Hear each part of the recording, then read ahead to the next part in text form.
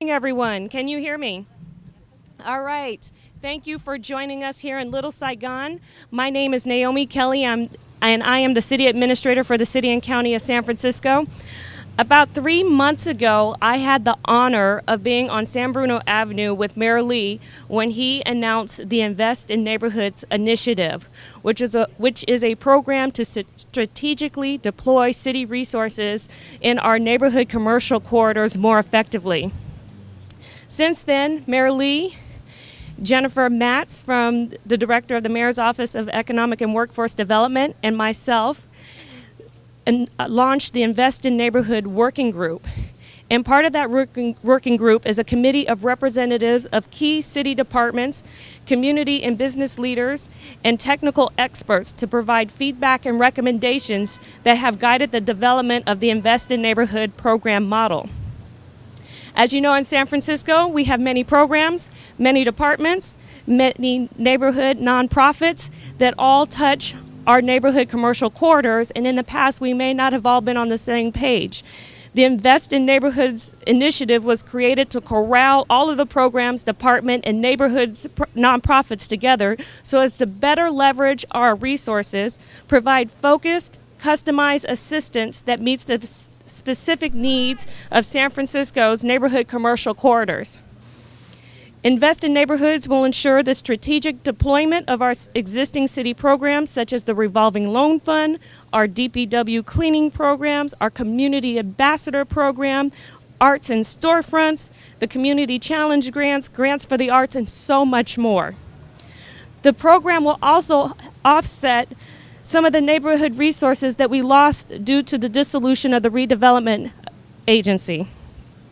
So far, the Invest in Neighborhood Working Group has met twice already to discuss the program model, and the group has developed an Invest in Neighborhoods toolkit, a list of city and nonprofit services that will be strategically deployed as part of the initiative, and we are currently assessing neighborhood commercial corridors through feedback from our community partners and stakeholders with the goal of providing attention to 25 commercial neighborhood corridors. With that, it is my great pleasure to introduce Mayor Edwin Lee, who has always been committed to vibrant community commercial corridors from his day as Director of the Department of Public Works to the City Administrator and now as Mayor. Mayor Lee. Thank you. Thank you. Thank you, Naomi. Thank you for your wonderful work as well. Welcome, everybody, and good morning. As they say in Little Saigon, Chao Busang. Right? Did I say that right? Okay. I didn't screw that up. Anyway, I wanted to welcome Supervisor Jane Kim, and actually she's welcoming me here to her district, and also Carmen Chu, our supervisors who are working very intently with me on the budget. And I just want to say that this weekend we celebrated our 75th anniversary of our Golden Gate Bridge, and I got to comment on what it meant to me. And I said to a number of you in the media that one of the reasons, not just it's a great engineering marvel for our country, but it's been a symbol for many people around the world to come to San Francisco. And this is just one of those neighborhoods among many where people established themselves and created Little Saigon. And I've been very proud to work with all of the small businesses and the residents in the Tenderloin community and this area for years.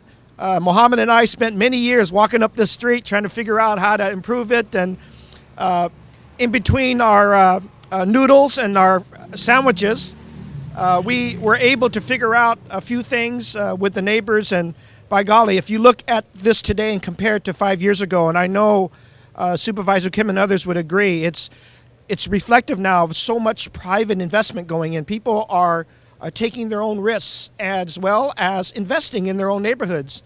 And we started a little bit, I think a few years ago, we put these pillars in as at the request of the neighbors, saying we really wanted to symbolically establish ourselves here. And that became the symbol of Little Saigon, and it's now become a post where people come from all over the place, and they come and take a look at this, and they see the gateway to a real revitalized commercial corridor of our city. And so on the eve of our very large budget, as we are making advances on it, and hopefully by the end of this week we are ready to present it to the rest of the Board of Supervisors and to the Budget Committee that Carmen heads and Jane's on is that we have not forgotten what really makes our city special, and that's all of our commercial neighborhood corridors. I did not want it lost in this almost $7 billion budget that we're about to do, that there's some key investments, things that we've talked about a lot, and certainly I did, and the 17-point economic plan that we introduced last year, but that we've consistently had discussions on as we get challenged with all of these cuts and the struggle in the economy, that we wanted to make appropriate investments in our neighborhoods. And that's not been forgotten. It's certainly going to be reflected in this budget. We wanted to announce 2 of these initiatives today, and there'll be a few more before the end of the week, where again the emphasis that we have not forgotten, but we've actually embraced the vibrancy of our commercial neighborhoods, and that's why we're here on Little Saigon on Larkin Street today. The Invest in Neighborhood initiatives has been one that we've been thinking about and planning for quite some months, and clearly through our Office of Economic Development and Workforce Development, we were listening with the ears and the help of the Small Business Commission and many of our neighborhood residents here and businesses, that we listened very carefully to what they need. And in addition to thanking the supervisors here today and all the departments here, DPW or fire departments here, or a number of different departments here, the biggest thanks I want to have are the people behind me that represent all these small neighborhood efforts, from nonprofits to for-profit. They've been here, they've been very patient, they've been always trying to engage themselves more and more and talk about the needs of small businesses. And when you come down here, whether it's in the day or in the evening, you'll really see their great work. You'll see their own personal investments and the partnerships that they have with all of our agencies. And I think this will be yet another example of how successful these neighborhood commercial corridors can be if City Hall just listens and pays attention, as we are doing more and more all over the rest of the city. We are announcing today an additional $1.5 million in grants and funding for all these commercial corridors throughout the city. That's about double more than we've invested in years past. And so this will be for 2 years, $1.5 million. This will be in addition to the $4 million that we're putting into the small business loan program over the next 2 years, that will have as its focus about 25 different neighborhood corridors in the city. And that is in addition to what the Board of Supervisors and the Mayor's Office had already done with the replenishing of about $1 million that we decided to earlier this year. That all combined is a great amount of investment. And this is reflective, it's going to be in the budget. We are excited about this because we know that after listening to the Small Business Commission, after listening to numerous small businesses along this corridor and along at least 20 to 25 others, we've gotten their input about what they needed.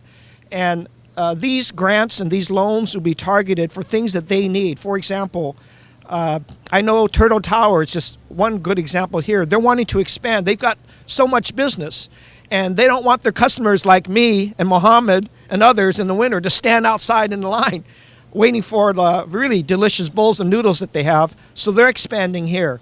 And it's really for that kind of an expansion that these grants and loans are for.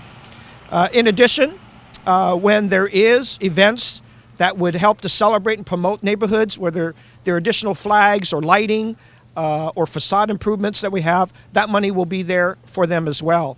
And again, to repeat, it's not only for Larkin, it's for at least 25 neighborhoods throughout the whole city. It's to incite them that we're listening to their needs, and we want to make sure that people, not only local residents here, but everybody can go and visit those other neighborhoods and spend money and also support their neighborhoods as well. I also want to suggest to you that the partnership that this money will be there for is really a public-private partnership. We've done really well here working with all the nonprofits, whether they're housing or the arts groups. I know Cara is here from our Grants for the Arts. She and I have been working over the many years, making sure that the arts programs, the nonprofits, whether they're housing or job creating programs to support, that they work in concert with the job creators as well, which is all of our small businesses. So that's part of the announcement, and that's the essence of the small business invest in neighborhoods businesses. In addition, we will have, as part of this effort, a centralized vacancy database. In other words, we do, and I signaled this for quite some time now, and I know the supervisors as well, we all do not want to see vacancies. We want those paid attention to. Vacancies are the opposite of what we want to see in all of our neighborhood corridors. And so we are starting a centralized tracking system with this additional investment so that we can work with the neighborhoods and get expertise out, get some concentration on how we can fill these vacancies and how we could utilize the kinds of incentives that we've been using all along Central Market and some of the other more successful places, and in Bayview as well, where we can bring that talent and that focus to fill in these vacancies. And it begins by making sure we have a database of that and that we're tracking them and that we're getting businesses to say, hey, this is another place that you can locate if you're starting out, or if you're graduating from some of the city colleges or the food support programs, the culinary academies or the art academies, and you want to start your own businesses, we can point them to vacancies that are in need in areas around the whole city. That would be a great database to have. We used to just struggle with, and people didn't know, and it was by anecdotal information. To have that database as part of it would be great. So those are like the kind of 4 basic aspects of the Invest in Neighborhoods program. The other announcement we're making, a second leg, is we're going to be adding 2 additional persons to a 4-person unit at Jen Matz's office, under the mayor's office, the Office of Economic and Workforce Development. It's precisely, we call it the job squatters. And basically what that means is, for years, and I know the supervisors have heard this, I've heard it when I've had coffees out there after the cleanup programs that we had. Small business owners, when they need something, sometimes it's really difficult to figure it out. When you're expanding in your kitchen area and you got to go through the fire marshal, right, chief? And then we got to go through public health. Then we got to go through DBI. And then someone will catch you on something you forgot at planning. Everybody ends up having to find time to navigate that. And I know that small business owners need to focus on running their businesses. That's what they have to do. They cannot be overnight expediters for their own permits. And so we need people in our shop to not only be there, we need them to get out to all 25 commercial corridors. And that's why we're creating additional 2 spots. So we have people going out into the neighborhoods, bringing their expertise on how to coordinate with all these different agencies to make sure that the permits that they need and the permission or the reviews that have to be done are coordinated so that it's not on their time, it's on our dime. And I think that that's a great investment again. It helps our small businesses so that they don't have to suffer the time commitment or the frustration of not knowing. Sometimes people are not at their desk when you would like them to be. They can't answer the phone. They're out and about doing their other work. And so they'll get either bad information or they'll get delayed for days on end. And we don't want that to happen when, at the result of it, it's job creation. And as you know, I can talk all day long, and I will not today, but I will the coming weeks, that again, it's about jobs, and it's about the job creators and the small businesses that create so many jobs. I want our job creators, our small businesses, to spend time expanding, improving their wonderful assets that they have in the public-private partnership, and they can do so if they get a little help. And that help will be not only from the Invest in Neighborhoods program, but also from our job squatters that will be out here proactively seeking to help them out. And they'll not just be here in Larkin. They'll be along Central Market. They'll be out in Terraville, where Supervisor Chu has shown me there's some need and attention out there. They'll be out in the Excelsior. They'll be certainly out in the Bayview. They'll be out in Visitation Valley along Leland Avenue. They'll be there on Clement Street, where a couple of vacancies have shown up there as we've walked around there. All the areas, Portola, Potrero, they're all areas of our great concern. They all host wonderful restaurants, bakeries, small business serving entities that are vital. And as I said at the start, one of the beautiful things of San Francisco, its unique neighborhoods and all the different cultures that it represents. All of them along Larkin Street and along the Tenderloin, many of them here today, and they're proud to be here, and I'm proud to be here with them, making this announcement and making sure they never feel lost in this large budget. They have a rightful place in our city's fabric. They are vital to our job creation. And certainly, I enjoy, when I go out the weekends, all of our corridors and making sure we pay attention to them and their needs, and all the collaboration has to happen to make them successful.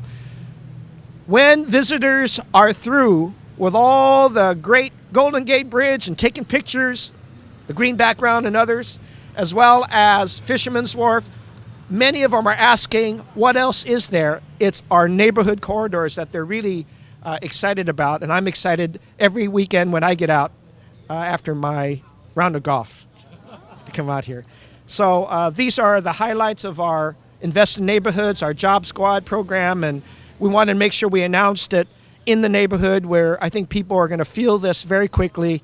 And now, if I may introduce our host supervisor, Jane Kim, who knows this neighborhood very, very well. Thank you, Mr. Mayor. Thank you. So I truly have the honor of representing this neighborhood that we stand in today, which is the Tenderloin. And I love this neighborhood. And the reason why I love this neighborhood is because of the people that make it run, and they stand here today. Besides the small businesses who I will be introducing, I just want to recognize a couple of other folks that are here.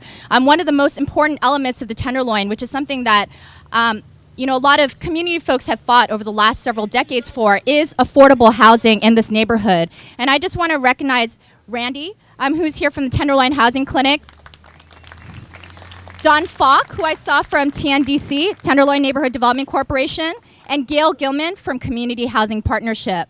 And also we have one of our most beautiful hotel residential owners, Kathy Looper from the Cadillac Hotel. And if you haven't gone, usually on the second Fridays, they host a monthly jazz concert series free for the neighborhood, along with the North of Market Community Benefit District, Dina Hilliard, who's here to represent North of Market CBD. It's an amazing program that we have here in the neighborhood, and I invite you to come to that.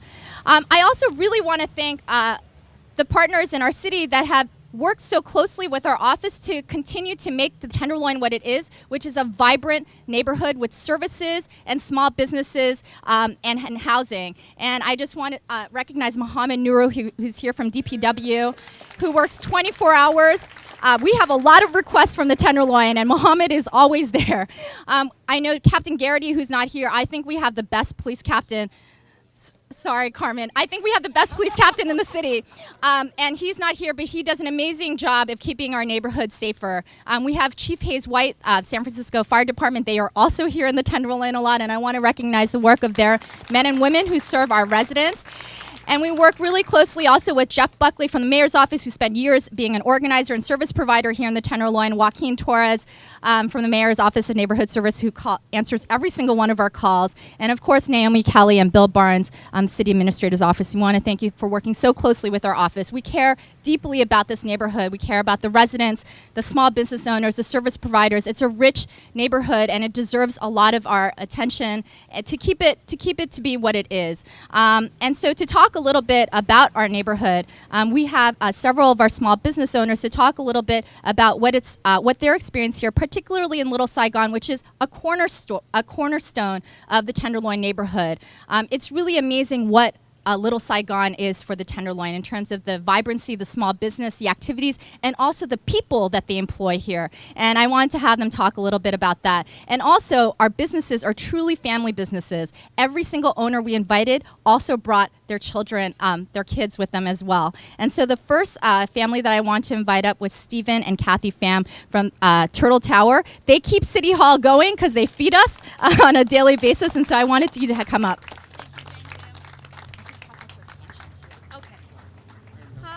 Thank you, everybody. Hello, San Francisco. Yeah. Oh, there you go. Thank you, everybody.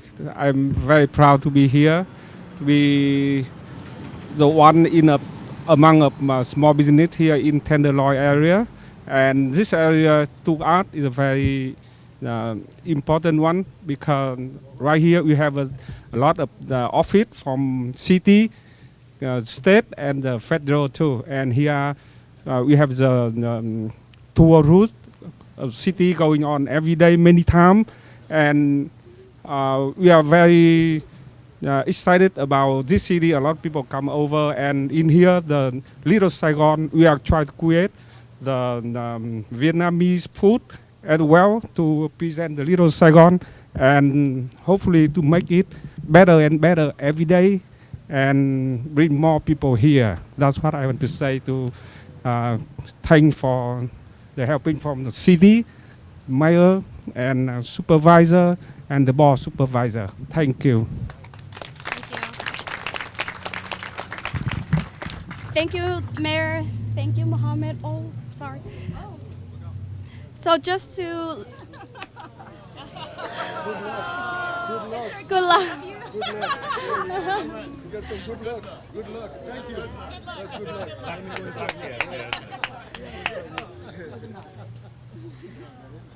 So just to follow up a little bit on what the mayor said,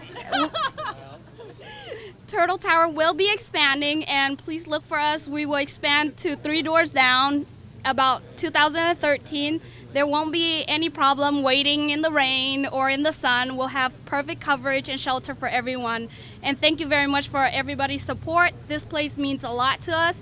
Now that we're a part of the community and a permanent merchant for Little Saigon, we hope we'll develop more jobs and provide more services to everybody. Thank you.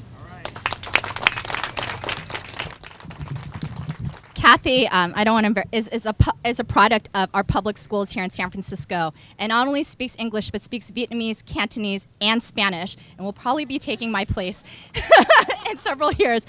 The next small business that also helps keep City Hall going and feeds us is Burmese Kitchen, and I wanted to bring up Dennis and his son Winston, really briefly.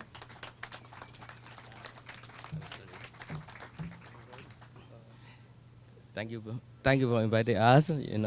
Thanks, Mr. Lee, and everybody here.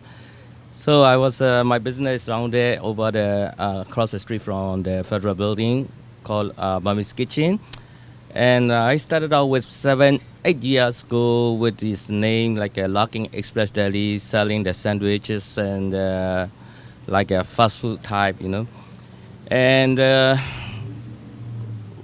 what we are doing with like a few hour business, we cannot be, survive, Finally, after down the road 3-4 years later, and then I was thinking to extending something different type of food and different in the area. So I finally started out with Burmese Kitchen and selling more like Burmese food and stuff like that, So in the past, we almost gave it a couple of times, like within a month, we have somebody tried to break in nighttime for 2 times. So I almost gave it up, but but I have nothing to do after I gave it up. So finally I stick with that and I keep moving on. And then right now it's doing really well. And then safety side is really well in this 4-5 years. Thanks for everybody helping us.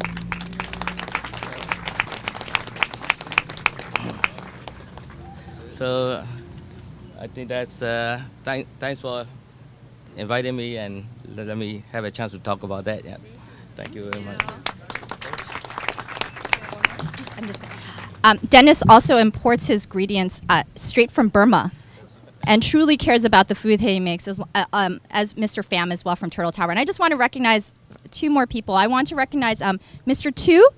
And his daughter Lynn, who own 2 buildings on Larkin Street as well, and has been working closely with our office on revitalizing this neighborhood. And I also forgot to mention, of course, Philip Nguyen from Southeast Asian Community Center. They have been a stalwart here in the Tenderloin, supporting our small businesses, particularly those that have been owned by immigrants.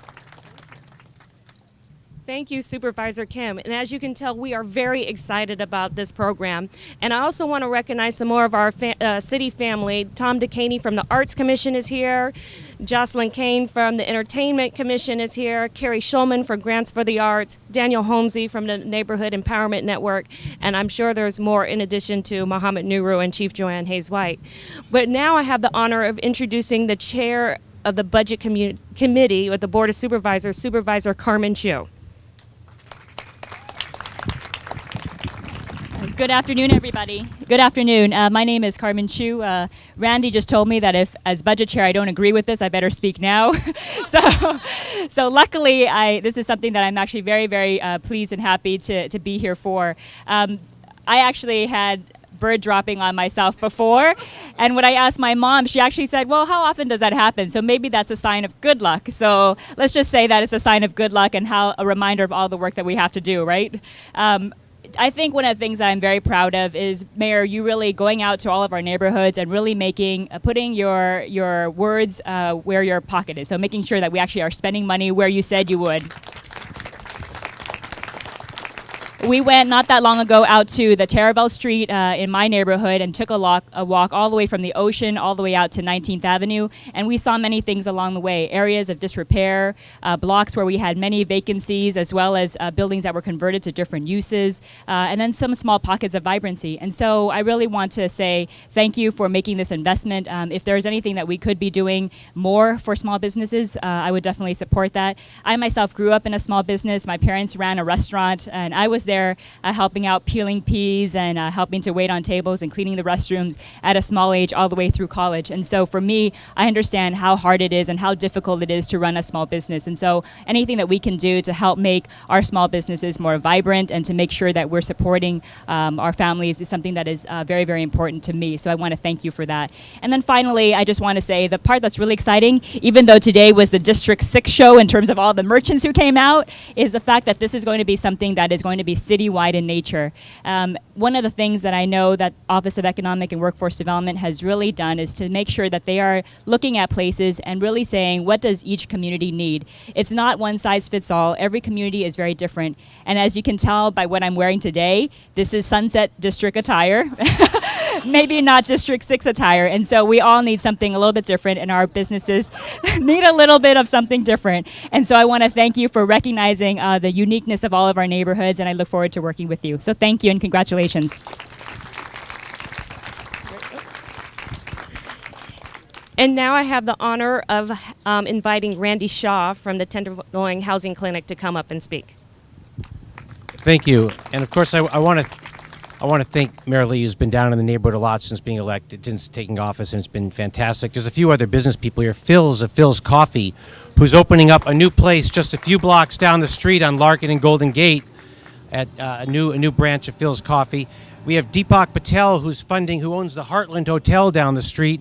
He's funding with a private partner, 50% split with the city. We're restoring a 5-story neon sign at the Heartland Hotel, and he's picking up most of the cost. So that's what the mayor's always talking about. We also have Paul Boschetti, one of the largest property owners in the neighborhood here, Paul, who's here.